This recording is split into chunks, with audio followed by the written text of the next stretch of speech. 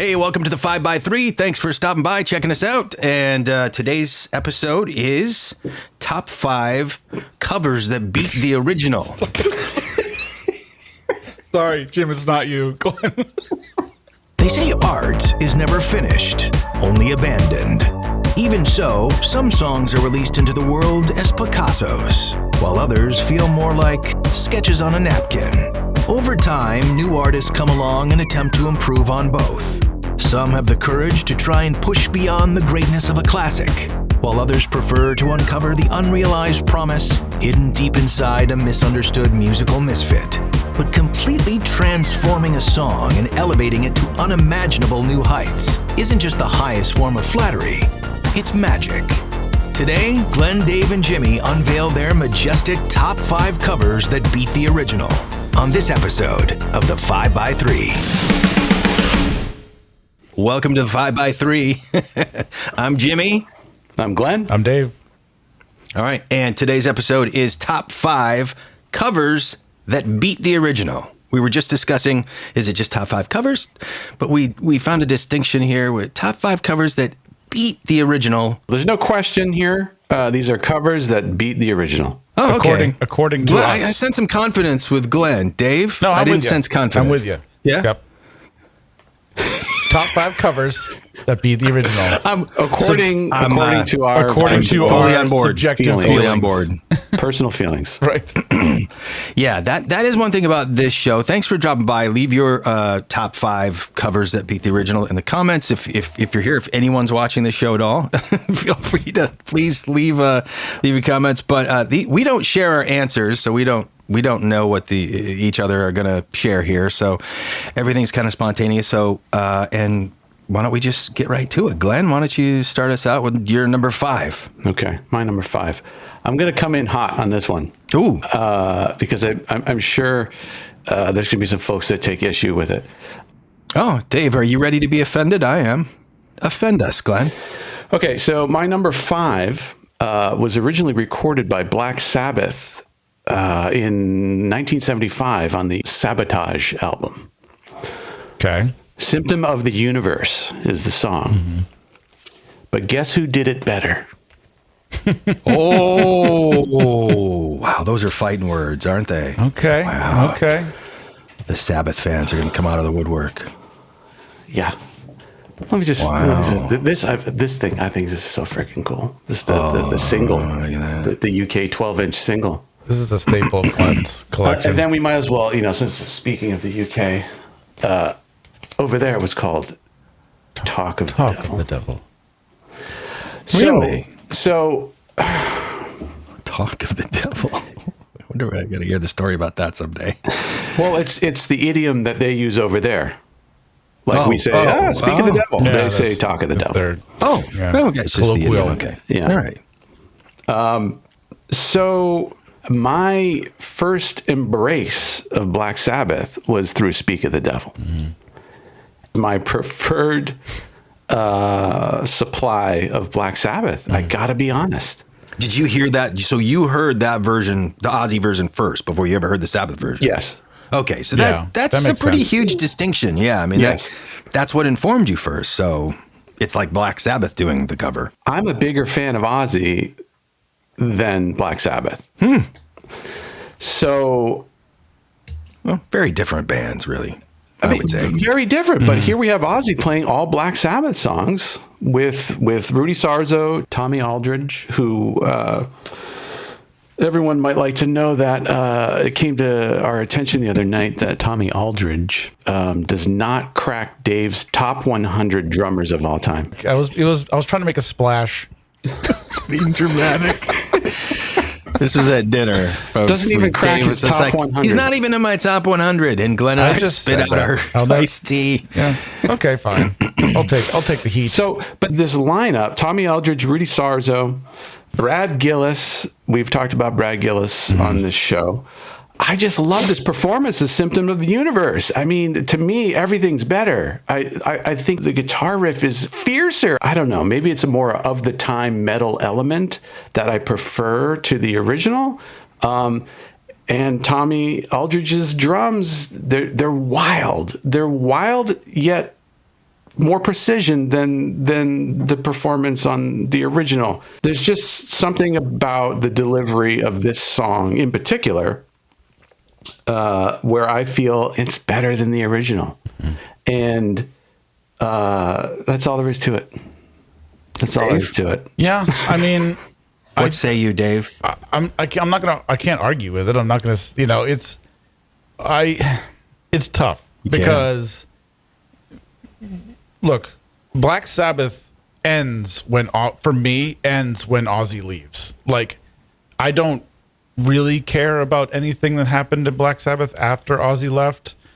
And I love Ozzy with Black Sabbath, but it's a different thing than Ozzy on his own, especially with Tommy Aldridge, Rudy Sarzo, and Brad Gillis. It's a whole different ball game. Oh, I don't think. Yeah, I think that they're almost like borderline different genres to me. Like, they're just, Black Sabbath is more slow plodding, doom. Ozzy on his own, and Ozzy was part of that, and a great part of that. But Ozzy on his own is more fun, more almost more positive, So it's not surprising. It's just a different vibe when Ozzy's on his own. It's almost like he was freed. Like, I feel like in Black Sabbath he had 3 other guys to answer to, and on his own, those guys had he has nobody to answer to. It's just him, and his true like Ozzy's true kind of thing came out, and that's probably why the performance is different. It's why And we grew up with, Blizzard of Oz and Diary of a Madman, and then, of course, you're going to go straight to Speak of the Devil, right after that. So, yeah, I'm not surprised. And I've tried. I've forced myself over the years to go through all the Black Sabbath albums. But ultimately, man, I listen to Speak of the Devil way more than any Sabbath record. Whatever your entry point is for a band, for an artist, I think people, whether they know it or not, gravitate towards whatever that is being, I think that's their best album, or that's my favorite album. Even though, because this has happened to me with, someone will say, that's my favorite whoever album. Like, it's kind of known as their worst. And then you come to find out that it was the first experience they had with that band. Yeah. The emotional ties run deep with music, Yeah. Had I thought of it and I didn't, that Sabbath might have been on my list as well at number 5. I picked my number 5 because it has some kind of interesting story, like very interesting stories about it. But my number 5 might have been a Sabbath tune, Supernaut, which Al Jorgensen from Ministry did under the moniker 1,000 Homo DJs, and that version rips. Yeah, that is one of my favorite Sabbath tunes. Well, we're starting things off with a bang there. Thanks, Glenn. Got people stirred up. Fighting words. Yeah. Whack the hornet's nest straight out of the gate. Yeah. Team Ozzy. All right. Team Dave, let's go. Well, number 5. You couldn't get quite more different with my number 5. I always remember her seeing this woman perform this song live, and it was like a tornado. Every time she did it, and I never listened to this kind of music growing up or anything, but I would see, like, back in Massachusetts there was a channel called V66, and it was kind of like an MTV, and I would see they would play some version of her performing this song, and I would be like, wow, she is like a crazy person up on stage, just killing it. And this song is Proud Mary. The original artist is Creedence Clearwater Revival, and Ike and Tina Turner redid it. But whatever to Ike. This is all about Tina. The Creedence, I love Creedence too, but their version is very straight, very kind of just straight ahead, country, southern rock sort of thing. And Tina just infused all the soul into it. And the recording of it is great. They won a Grammy with it in 1970. It came out in 1971. I think they won a Grammy in 1972. But it's all about her and how she infuses herself into that song. And I just think it's a great version. It's not on my play. It's not like really on my playlist, but it's really because I used to see her play it live. And the way she did it was just like the just little ball of energy just going crazy. Yeah, there's fire. They cranked it up too, like probably like 30 beats per minute or something. I mean, it was like they energized it. My number 5 is all about Tina and killing it with just so much energy. Yeah. She's so good. Yeah. If you haven't seen the documentary on her, it's fantastic. She is unbelievable. What a interesting her person. whole story and is you know, just- the just an interesting story and great. I mean, great singer, great performer, like a true like performer, you know. And spent the later part of her life living in Paris. I think she had it with the U.S. But yeah, so Proud Mary, number 5. That's awesome. And I agree. That version, not that it matters if I agree, but it's I think she shreds their version. 100%. I mean, I think she 100%. completely destroys it. Yeah. So that's a fantastic one. And with that, my number 5 is Tainted Love by Soft Cell, Nice. Ooh, nice. which was written in 1964 by Ed Cobb, and it was performed by a 19-year-old Gloria Jones, who was a Motown prodigy who lived in L.A. So they had like a satellite office in L.A. or whatever, Motown. You know, rare in 1964 for, you know, a 19-year-old woman to be doing that. And, you know, bless her, she was kicking you know, at that time. She puts it out it's the B-side, her version of Tainted Love, which is much faster. It's like 170, something like that. It was the B-side of this single, My Bad Boy's Coming Home, which completely bombed. But at that time, DJs in the UK were crate digging and rifling through trying to find all these rare, unknown American R&B 45s. So anyway, unbeknownst to her or anybody, the label, anybody, this B-side takes off over in the UK, and it's just this beloved, you know, tune. Next thing you know, it's 1973, so many years later, because the song came out in 64. Yeah. So 1973, she was touring as a backup singer for T-Rex, and she starts dating and ends up having a child with Mark Bolan. Then when she gets over there, when they're touring, he's like, oh, you're huge here.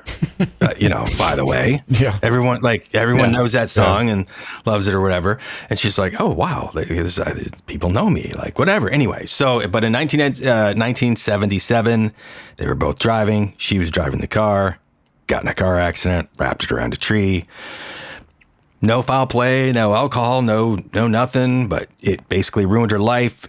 Mark was in the passenger seat, and that's how Mark Bolan died. And so her life had a tragic, you know, I mean, she's turned it around over the years. She has like, she's done a lot of great stuff, but all that is that's Tainted Love, the original version. That's the story of who originally did it. So that's kind of a lot. I've heard it. Yeah. I'm sure I heard the original 64 version, because I actually did, just real quick, I did a project where the Soft Cell did a re-recording of Tainted Love for this project. So I saw that, you know, and someone during that said, oh yeah, it's a cover tune. And I went back and listened to it. This is the Soft Cell Nonstop Erotic Cabaret. Soft Cell released it in 1982. They wanted to find a track like that was kind of known, but not really. And you know, it was just kind of the perfect recipe for them at the time. And it was produced by Mike Thorne. He produced these records. Remember these? Oh, wow. Oh, yeah. The first 3 Wire records. Yeah. Cheers. And these are just fantastic records. Some of my favorite. This song at the time when it came out, which had no radio play in the US. Tainted Love did not get, it was only heard in clubs and whatever. And it broke the record. It was record setting for the most consecutive weeks on the chart, which was 43 weeks on the chart. And no other song had done that up till 1982. And it never hit number 1. It peaked at number 8 in 1982, but stayed there. Stayed in the charts for 43 weeks. And back then, the rotation of stuff was much quicker, and they got rid of it and got the next single in quicker. So they didn't want stuff sticking around as long. Hey Jude by the Beatles was 9 weeks at number 1, 19 weeks on the chart. That's it. Bohemian Rhapsody, original run in 76, 17 weeks on the chart. This was 43 weeks on the chart. Wow. It is such a contagious song. I'll never be sick of it. I will absolutely never be sick of that song. That synth thing. Don't. It's just really good. It's so great. It's really good. And I'll wrap this up because I know I've been going on, but I'll wrap this up with my club days. Back when I was DJing in clubs many, many years ago. The thing is, no one could dance to that song. And it was a huge club song. It didn't matter who you were. You could be the funkiest dancer around. It didn't matter. Yeah. No one could dance to that song. They would go, and I'm telling you why. Yeah, It's 148 beats per minute. Yeah. It doesn't feel like 100. No, You know what it else is 100? doesn't. You know what else is 148 beats per minute? We Got the Beat by the Go-Go's and Romantic's What I Like About You. Those are the same tempo. Oh, yeah. And those songs are like, you're pogoing those to are them, all right? snappy and upbeat, snappy. but not Tainted Love. Because no one knows if they dance halftime to it at 70. It's weird. What would that be? 77 beats per minute or something. 74. Do I dance halftime to it, or do I dun dun dun dun, or do I double time it? No one could make up their mind. Don't double time. You don't double time. Who's double timing that one? But they couldn't do the What is this? halftime, What is this, Glenn. swing They dancing? couldn't do the What are you doing? halftime. No one could dance to this song, and they still can't. One last thing, the breakdown. There's a breakdown about 3.5 minutes into it. The song that you hear, that's the long version. It goes into a medley of the Supremes. Where Did Our Love Go? In between there's a long breakdown. It gets dark, and it has this synth that has this long drone. It goes It goes down like this, right? And I DJ'd for years, lots of beat mixing, way too much. I have too many BPMs in my head. The best mix and my favorite mix of all time to beat mix was you could lay and you had to time it out just perfect. You had to count a bunch of stuff just right, and you had to use Stuart Copeland's hi-hat as the upbeat. So I'd count in at this one point, Untainted Love, and I'd have the songs dialed in at the same speed. I'd already set that up. And then you take the snare on the upbeat and you lay Don't Stand So Close to Me, the original, over top of that thing. And it's the coolest mix ever because you have that drone. darkness. You have that drone in the beginning the drone of Tainted Love. Yeah, in the beginning of Don't Stand So Close, he has that drone too. Yeah, that's amazing. That's awesome. It's the coolest mix. Yeah. It's the Wow, coolest that mix. sounds awesome. We're back to Glenn Then for number 4.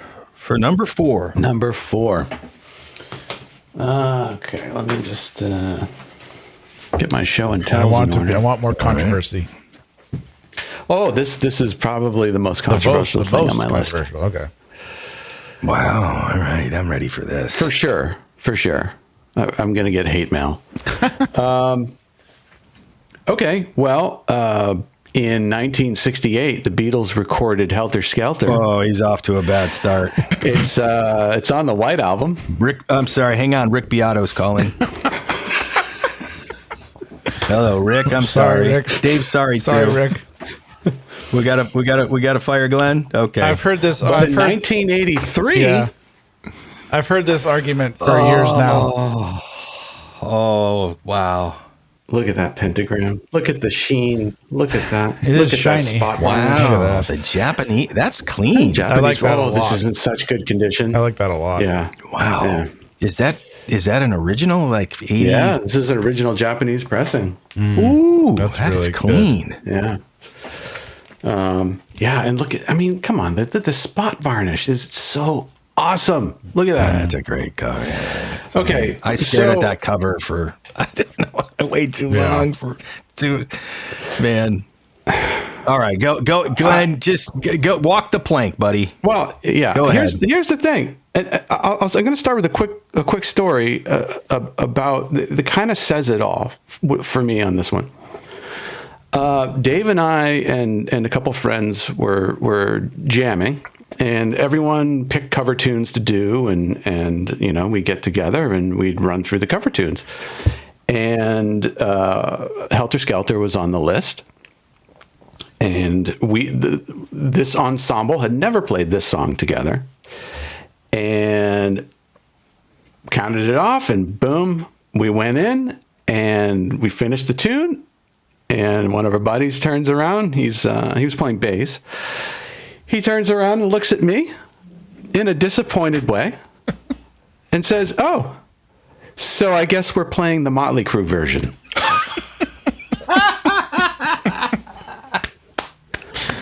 I remember it like it was yesterday. Yes. Oh, so we're playing the Motley Crue version. Did he say it? Did he have the emphasis on the Motley Crue version? Did he say the name even wrong? It was pure disdain. It was pure disdain. It was pure the Motley Crue version. Like, how dare you? Because that's not what he intended to do. No. But I mean, come on, man. The thing. It's what happens. I can't play the Beatles version. I can try. But the Motley Crue version it's just a permanent fixture in my brain, and I can't unhear it. And the way I like to play drums, my love for Tommy Lee, that's what's going to happen. But also a good time to mention, you're a huge Ringo fan. You like Ringo a lot. I love Ringo, and I love the Beatles. Yeah, so this is not. Let's take the temperature down out there, because I can feel the comment section burning. So yes, everybody, I'm a huge Beatles fan. This is not a diss on the Beatles. I'm not trying to be contrarian. This is just how I feel about this particular song. It's a great version. Yeah. It is a great version. You could argue this is the Beatles. This, as it sits on the White Album, is kind of like one of the first metal tunes. I mean, it's one of the most aggressive. It's got to be the most aggressive thing the Beatles have ever done. Yeah. I can't think of anything else more aggressive than that. What Motley Crue and Tom Werman, let's talk about Tom Werman for a second again. He just keeps coming up because he does these great records. They said, you know what? We're a metal band, and this tune it was metal in 1968, whether anyone knew it or not, and we are going to metalize it. And this is a thing in general that I kind of love. It doesn't work all the time, but when songs that technically weren't metal get metalized in the cover version, sometimes you see something new about the song that was always there, and I don't know.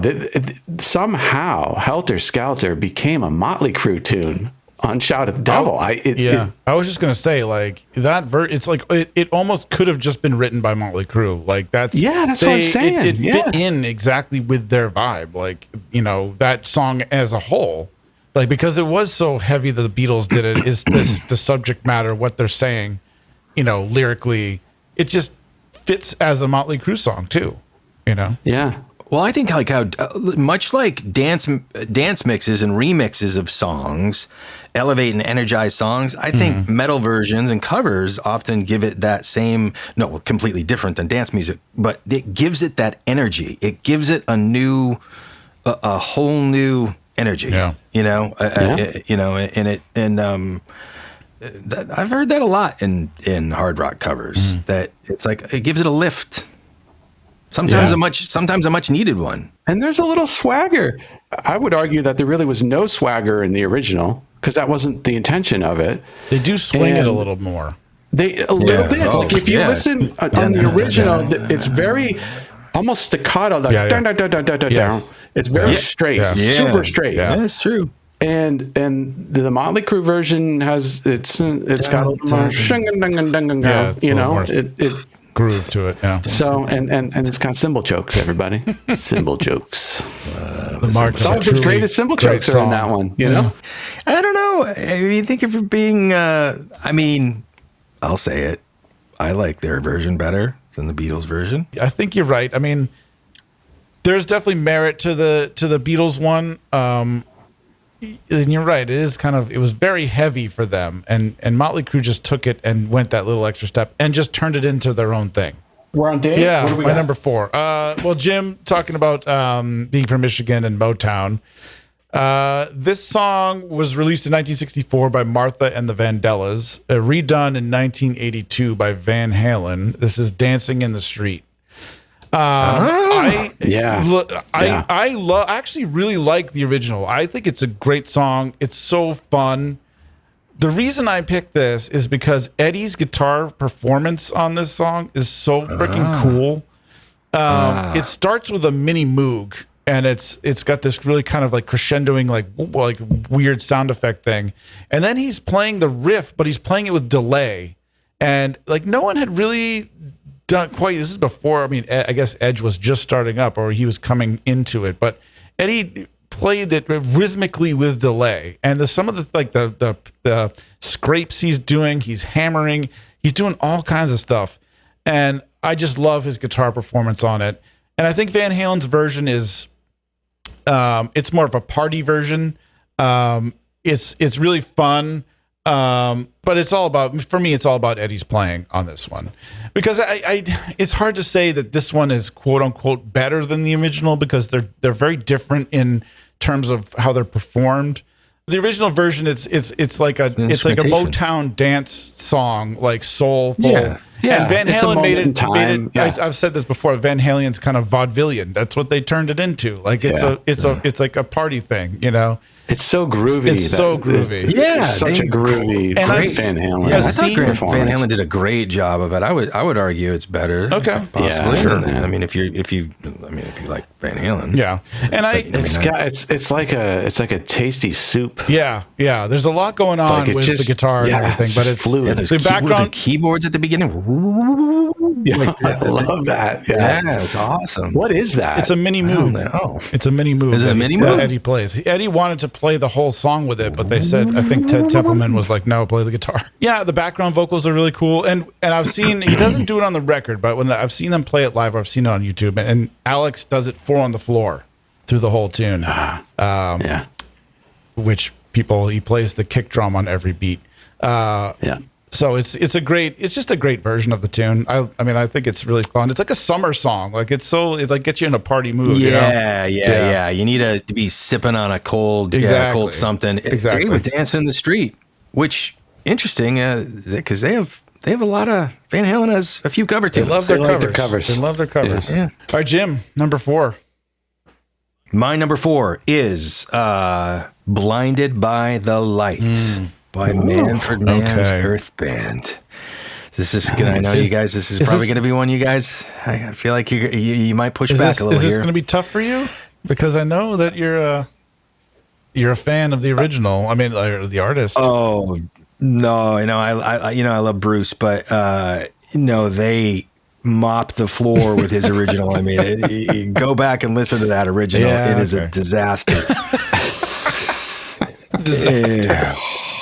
Wow. And, sometimes the recipe isn't right. That's true. So, which he ended up saying, he said at first he hated it, Bruce. Then he liked it. Then he kind of hated it again. Then he liked it again and came out and said, you know what? These guys heard something I didn't hear, and they turned it into a much better song. Yeah. And he goes, I got to give him credit for it. So he ended up coming around on it. But what happened was he was 20. This is Bruce, 23 years old, 1973. Yeah. And Clive Davis heard his record, Greetings from Asbury Park, and Clive Davis said, you don't have a single, man. He's like, what? It's all this like, have you guys ever spent any time with that first record? It's not a ton, no. But I can imagine. I know. I think it's for diehard fans. Or Dylan fans, because it's like basically Springsteen kind of. I mean, musically not Dylan, but like he's just I know what you mean. Very in his like Dylan lyrical, moment. Phase, whatever. He's like, well, I know what I'll do. I don't have a single. I'll show this guy. And so he's like, I'm going to come up with every clever phrase I can come up with, and I'm going to turn it into a song. I'm just going to come up with every cool, clever phrase that the youth of today is saying or whatever. And he took, I don't know, you guys probably, everyone knows that song quite well, right? I always questioned what the hell some of the lyrics were, and I'm one of those people that was running around saying, "What, wrapped up like a douche?" Well, there's that. That's a whole other story. But all the other Enos Curly Whirly, and he asked me if I needed. There's all these little, expressions and things in it, and what it is. And I just found this out doing some research on this. They are all. They were terms and expressions that were used and taken from the Jersey Boardwalk, from Jersey Boardwalk slang. Okay. So that's where all those little weird expressions come from. And which made me go back and listen to the song in a whole completely different way, which was kind of fun actually to go back and listen to it that way. And then the story of the misheard lyrics. It was, revved up like a deuce is what the original lyric was. And he does say that. Chris Thompson from Manfred Mann's Earth Band, it was the vocalist on that. And it's very clear that, there's all these stories, and they did a great job just turning it into a branding opportunity or whatever you want to call it. They're just like, let's just keep this story swirling around in 100 different ways. You can tell what happened. I went back and listened critically, put on headphones, and I was like, okay, I got to hear this. By the way, their version of that song is fantastic. You have to go and listen to Springsteen's Blinded by the Light if you can make it through it, by the way. It's tough. And I'm a fan. Yeah. So then listen to their version, which was I thought I had it on here, 76. Yeah. 76. So they probably recorded in 75. Go back and listen to that production. It's insane. Yeah. Listen to it with everyone. And then if you listen to Chris Thompson's vocals, what you hear is very, very distinctly, you can hear that he's sometimes singing the lyrics right, and other times he's totally singing them what you think he's saying, wrapped up like a douche. And then other times he's in between it. He's in between, like he just came back from the pub. That speaks to also, they weren't flying in vocals. They weren't oh, this chorus is good, this vocals on this chorus is good, let's fly that into all the other choruses. He just sang it, or, saying it's different every time the chorus comes up, right? So just real quick, couple other cool little things. The drummer, Chris Slade, suggested, when you go back and listen to this is one of those moments where I wish we could actually play the music and play little parts, because Chris Slade of AC/DC, and that's the drummer in The Firm. Yeah. Really? He was in AC/DC, The Firm, and Manfred Mann's Earth Band. Wow. And Uriah Heep. All right. So anyway, Chris Slade, the drummer, which I thought was really cool that he had this pivotal thing in this song. So they were having all kinds of trouble. They were, what they would describe as a messy transition from the bridge back to the verse, and they couldn't sort it out. So Chris Slade, the drummer, said, "How about you play chopsticks over it?" And something about playing chopsticks over it. Yeah. Smoothed over the transition. So that's why chopsticks is in there. They just destroyed the original. They changed his lyrics. They changed everything about the song. They created a chorus that wasn't there. Well, it's funny that they even wanted to do it. Well, they heard something in it. Anyway, that is my number 4, whether it's cool or not. It's cool. Jim, great. It's cool. All right. It's cool. Thanks, guys. Bruce can't get mad. All right, so Glenn, number 3. Number 3, okay. The original artist of this one is The Who. In 1975, Elton John recorded Pinball Wizard. Oh, wow. Yeah, totally. Right. Completely. That didn't even hit my radar on when I was. That's a great one. Yeah. I really think this Elton John's version is superior to the original. I in prepping for this episode, I did a Tommy deep dive. So Elton John's version was recorded for the movie Tommy, based on The Who's Tommy rock opera.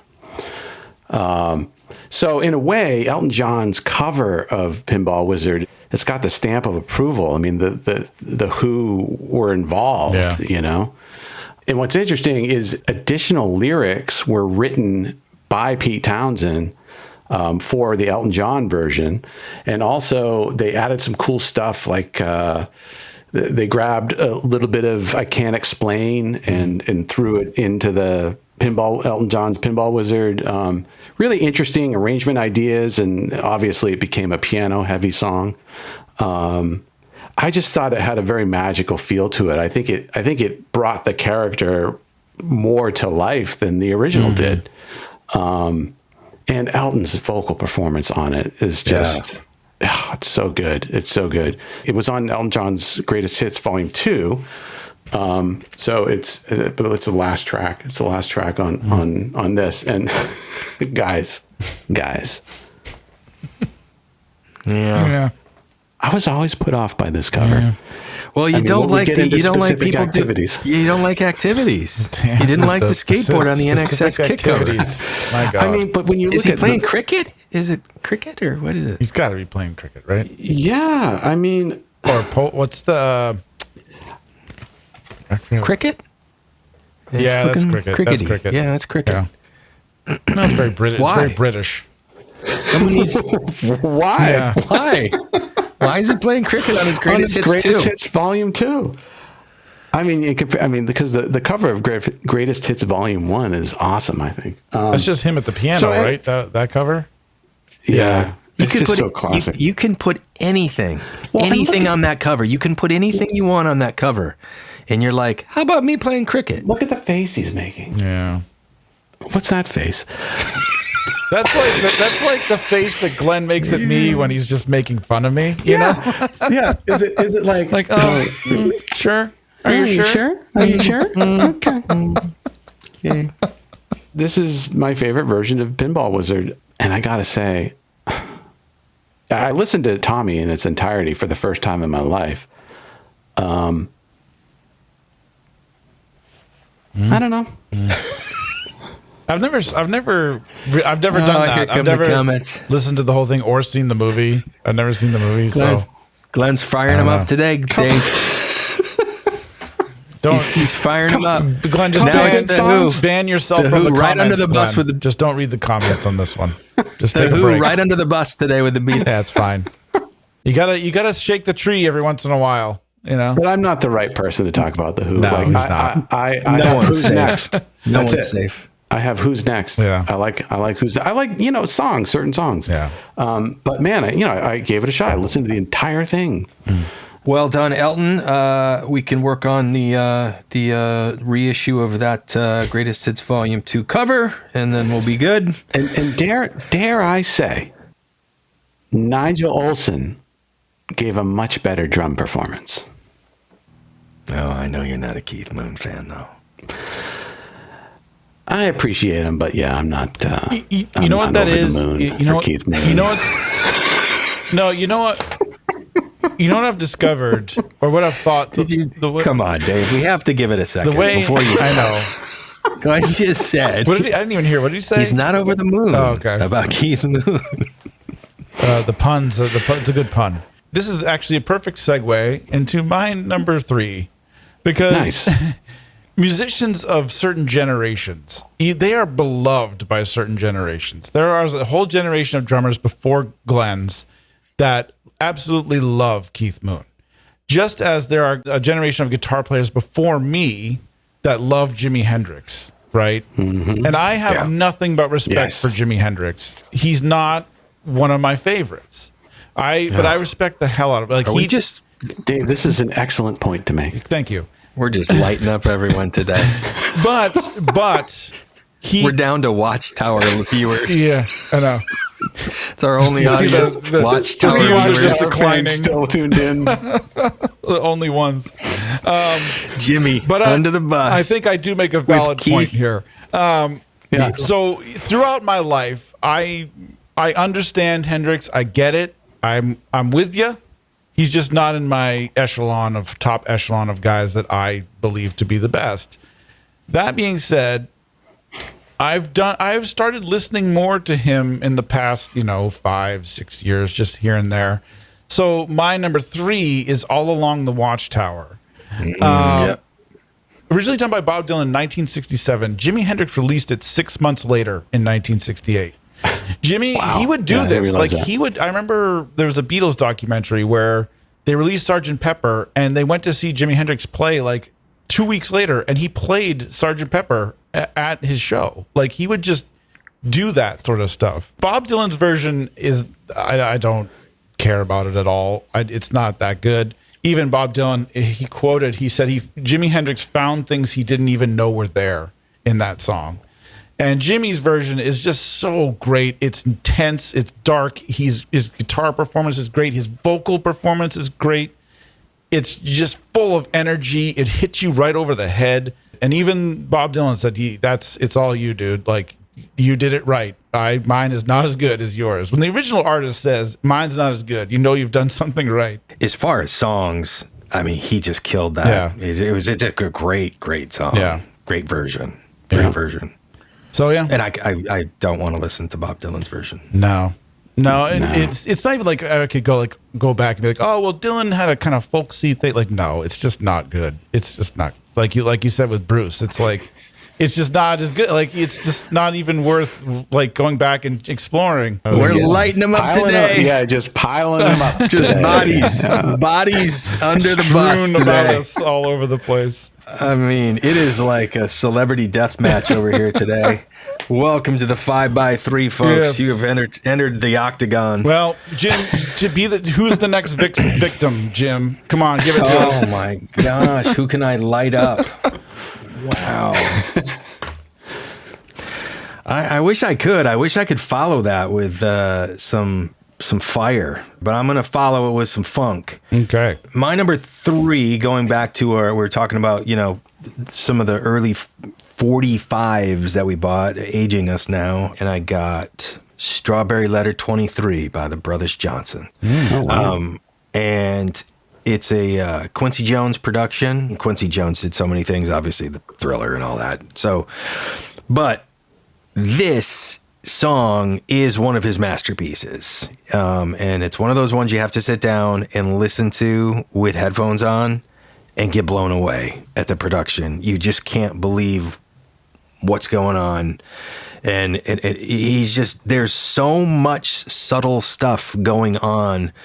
By the way, the original was done by Shuggie Otis. Who was it was written, performed, and produced by Shuggie Otis at age 17, the original version of the song. He was like this prodigy who, by the way, was he turned down privately. This is how huge and how amazing. And of course, he's one of these guys that was like a brilliant genius and kind of went mad. He was privately offered to join both the Rolling Stones and David Bowie's bands in the 70s. And he turned them both down because he wanted full creative control of his... He just wanted to do his own thing. By the time 1977 rolled around and Quincy Jones was in the room with, the Brothers Johnson, who were really good, musicians that could as well as, Shuggie Otis was. Anyway, Lee Ritenour, Dave, you familiar with him? Mm-hmm. Lee Ritenour, guitar player. Yeah. He did the solo in this version. He in the bridge of it. It's often cited as one of the best examples of 70s analog production at its peak. That's this song, Quincy Jones, really hitting on all cylinders. Glenn, you gotta go listen to this song and come back with a report on the drums, because they're so interesting how he's got like this. He's got these hi-hats going kind of hot in the mix, and he's just there's just so much cleverness in this song. It's all so Quincy Jones. Like he's like there's no kick drum where you think the kick drum's going to go, because he's letting the bass player, one of the Johnson brothers, who's insane bass player, do his thing. And he's doing like the busy work, and he's creating all the groove. It's like this hypnotic, psychedelic R&B song. That just, it's one of my favorite songs of all time. You hear all that funk, that like these beautiful bass licks come in, and you're just like, just. I see what you're saying. You got it on right now? I got it on right now. Oh. It's the magic. In those multitasking. Those keyboards, and This is one thing I wanted, because Glenn and I have always said this. Yeah. We talk about the drip. You know, when This thing's dripping. how things drip. There's literally, listen to the intro of that song again. There's dripping. You hear drips on percussion. There's percussion instruments that have the sound of like dripping. It's oozing. This song just has such a vibe. It sends me, every time I listen to this song, and I think this is what we like music to do, it sends you to another place sometimes. Yeah.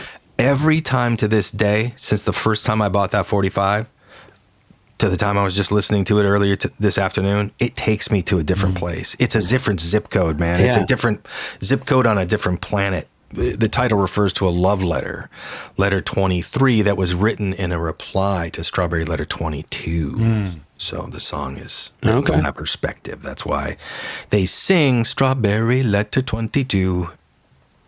He's referencing the other letter. I'm putting it on my playlist right now. So Glenn, you're Glenn, up with number number 2. two. We're on number who two are you now. ready to attack fiercely? This won't be an attack. And I'm kidding. You didn't attack any of those people. I didn't attack them, but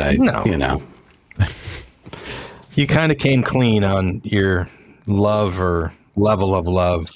Are we going deep here? I feel a deepy. I feel a deepy coming on. Well, it could be deep for some. Certainly, the original is super deep. Okay. Because very few people have ever heard the original. So this song was written by Russ Ballard.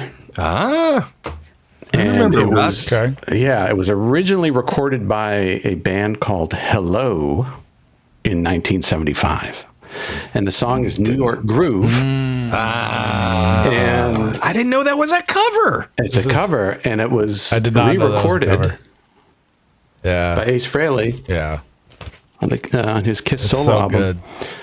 I mean, it is so much better than the original. The character of Ace is what just electrified this song and turned it into what was a very successful single for him. Is that groove? Is for the Kiss. groove the same?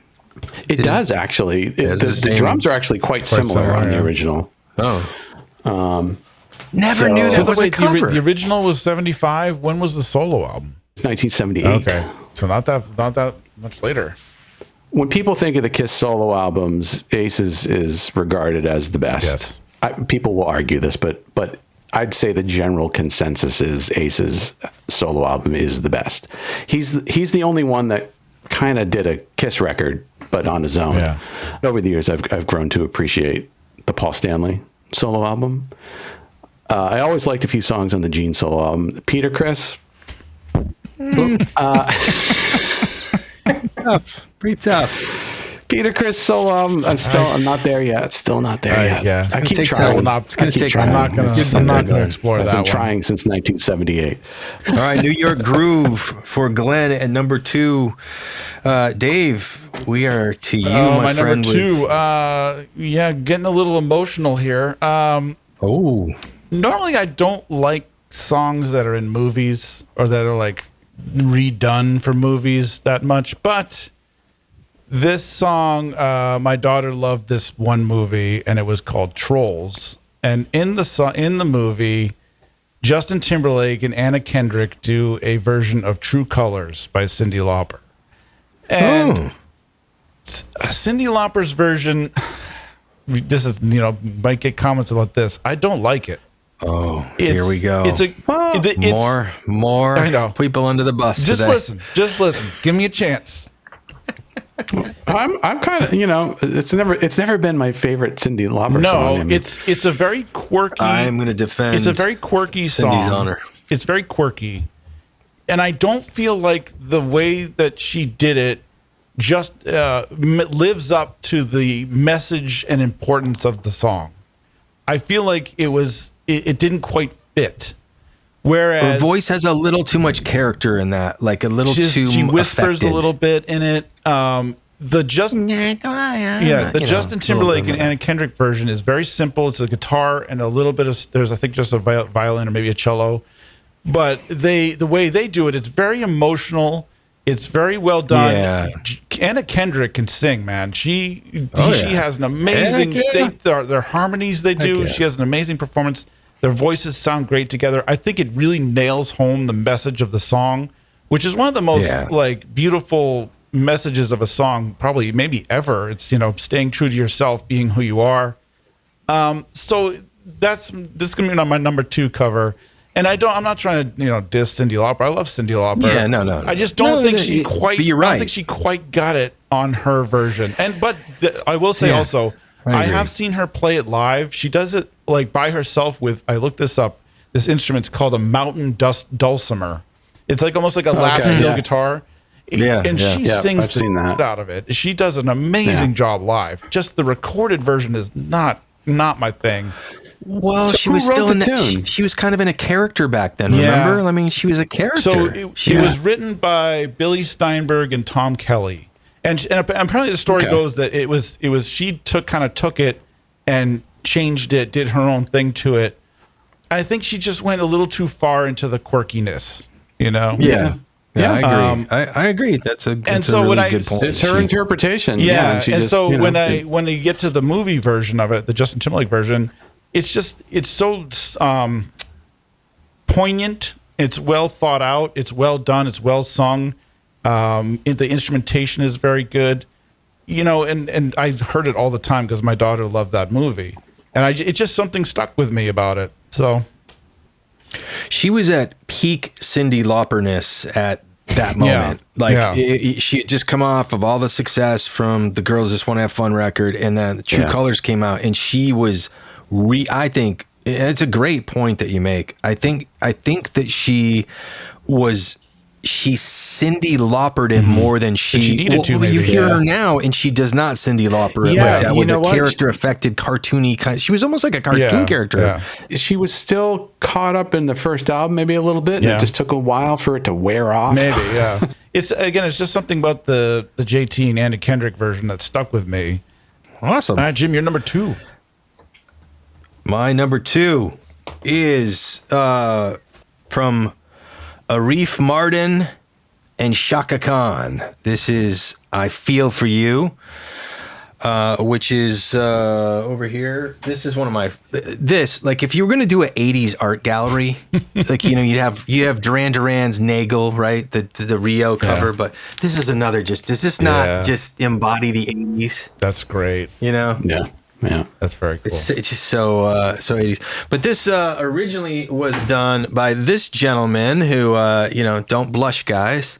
That's a look. It's a statement. He looks a little bit like John Oates there. Yeah, he does have some John Oates going on. So anyway, that was on I Feel For You was on that record, and this song is up there with 80 songs. Of all songs in the 80s, I believe this track is maybe the best produced of any song in the 80s. Wow. Anything. If you break it down to at least in this genre of pop, it's tough to compare this to like rock, you know, but in R&B, pop, funk, any of that, dance, this song destroys everything around it. If you break this song down, listen to it and hear what's going on. And I don't, are you guys familiar with Arif Mardin, who's, you know, worked with, you know, Bee Gees? And I mean, just like the guy is a mad scientist. So this was an all-star lineup.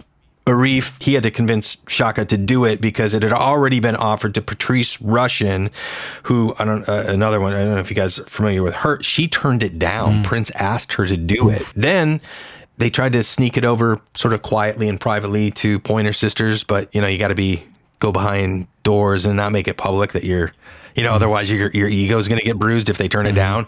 But it was basically offered to them. And of course, Arif was working with them, so that's kind of how he got the song.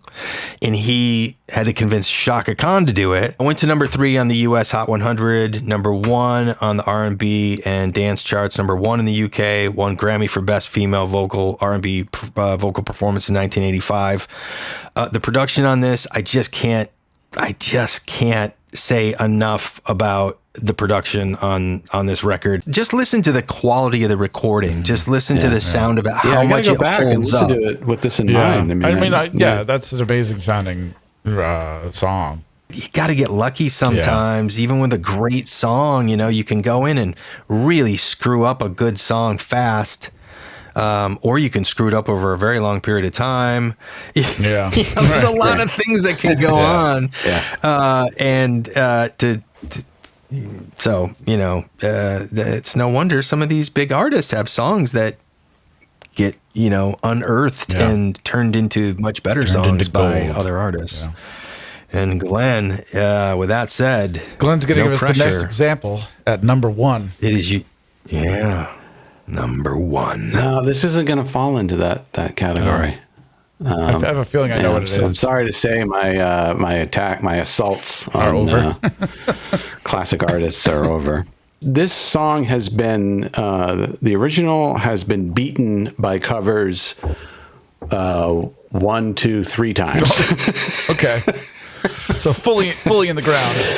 And the last, band to release this song nailed it. Okay. This is as deep as it gets. So I'm waiting. I can't wait. okay, so 1981. Let's go back to 1981. This song was written and produced by Mark Avsek, most well known for his work with Donnie Iris and the Cruisers. Okay. Keyboard player, producer. My boy. Okay. Here's a Donnie Iris drop. I'm still waiting. Yeah. I'm still waiting. So Mark wrote this for a band called Fair Warning in 1981. And it was put on their self-titled album. Oh, yes. Mm-hmm. Coming back. I do like that cover. $1. $1 for Fair Warning. I do like that cover. And you just... Not as good on the back. You don't see this very often. So, and the song is She Don't Know Me. Then the Grassroots recorded it in 1982. The Grassroots from the 60s? Yes. Warren On Entner? their comeback album in 1982. And then in 1983... Peter Emmett. Okay. That's right. Peter Emmett recorded She Don't Know Me, and this was produced by Mark Avsek. He's just tossing this song around like there's no tomorrow. I'm not giving up on this song. He gave it to anyone who would play it. And then finally, everybody, the version that wins is Bon Jovi. Yeah. First album. First album. On the first album. And they freaking nailed it. Bon Jovi's version of She Don't Know Me, it's their somebody's baby. Ooh. Wouldn't you say? Yeah. Somebody's Baby has a special place in my heart. I love that song. Yeah. And you're absolutely right. It's got the same kind of vibe. They're the ones that ended the line. The line of cover. Like it dies. That's it. No one was allowed to do it after that. They owned it. They owned it. They you couldn't do it after that. Because it's them. If you look up the Grassroots version, I don't have that on vinyl. I will get it at some point. Wow. But on YouTube, it's up on YouTube, and in the comment thread, someone chimed in and said, it was a running joke inside MCA Records at the time that if they wanted to get a recording act dropped from the label in record time, just give them this song to record. Oh, no. Oh, no. They managed to end the careers of 3 bands in a row with it. Oh, no. God. All right, the Jovi number 1 for Glenn and Dave. Yeah, here it is. You've reached the finish line, my friend. We have my number 1. Okay, back to my girl. I love this artist. She's one of my favorite singers of all time. She does a lot of cover songs, but I could listen to this song on repeat. This was done in 1960, originally by the Everly Brothers. This is When Will I Be Loved, redone by Linda Ronstadt in 1975.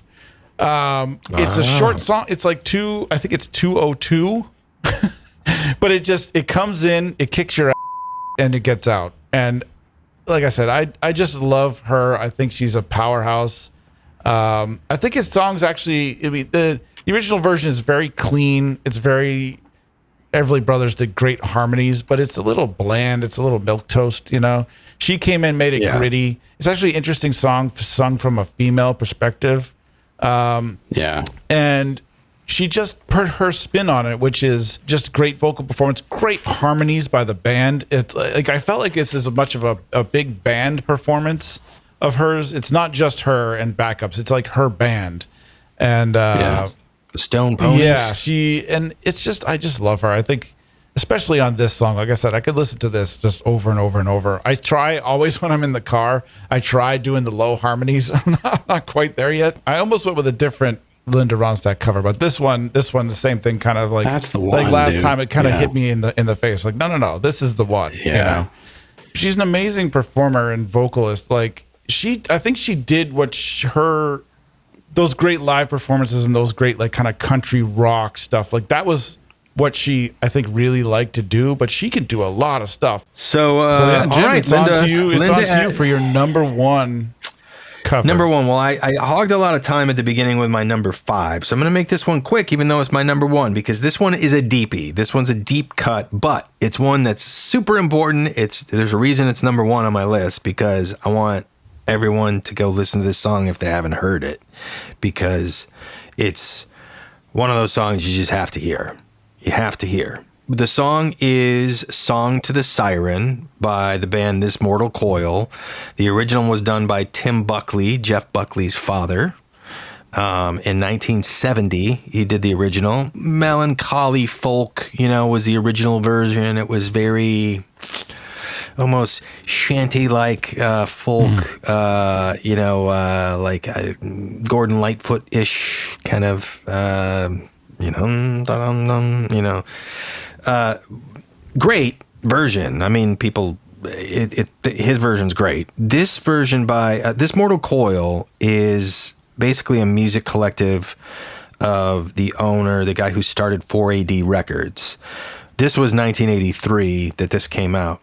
So what it was Ivo Watts Russell was the owner of the 4AD label, and he would do stuff on the side, like this ambient sort of ethereal music. And then he'd bring in the bands that were on the label, he'd bring in an artist and say, hey, can you play on this? Or can you play guitar on this? Can you sing on this? Or do you like it? If you like it, if you don't, that's fine, whatever. It was just kind of his hobby on the side. He wasn't really a musician type, but he was a creative guy. And he did this project called This Mortal Coil, which put out, a few records. And he brought in for this one, the vocalist from the Cocteau Twins, Elizabeth Fraser, and Robin Guthrie from Cocteau Twins on guitar. And it is a sonic flotation device. Well, let me just read you a couple things. It's been described as barely tethered to this world, and one of the purest expressions of emotional fragility ever committed to tape. And those things, Fraser's vocal is barely human, often cited as one of the most emotional vocal performances ever recorded. David Lynch used it in his movie Lost Highway, this track. But it's just a track that floats. It's a less is more. There's never been a case like greater than this of less is more. There's barely anything to it. It nearly just floats. It's just, and there's hardly anything going on. I gotta check this out. I'm totally not familiar with it. I'm very familiar with her voice, obviously. I've heard. I doubt I've heard this song. Have heard stuff from This Mortal Coil, a few things here and there. But definitely. Yeah, it's a deepie. Yeah. It's kind of my gift to everyone as a little send off therapy. But I have to be in the right mind frame. It won't work if I'm not in the right mind. Will it snap me out of whatever mind frame? If I'm sitting in traffic on the 405, will it work? It might. I mean, we'll see how much floats the rest of the way home. Test it. I'll test it. See if it does it. All right, that's going to do it, everybody. Thanks for sticking around for an extra long one this time. But it's top 5 covers that beat the original. I mean, these things take time. So put your favorites in the comments, please. We'd love to hear them, read them. Until next time, take care. We'll see ya.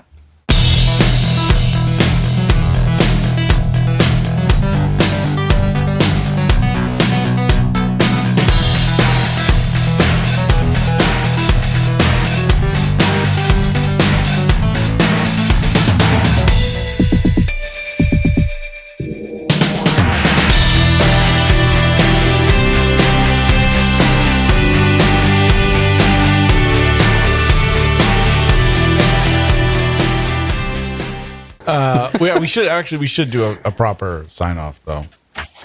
Yeah. Bye. Oh, wait.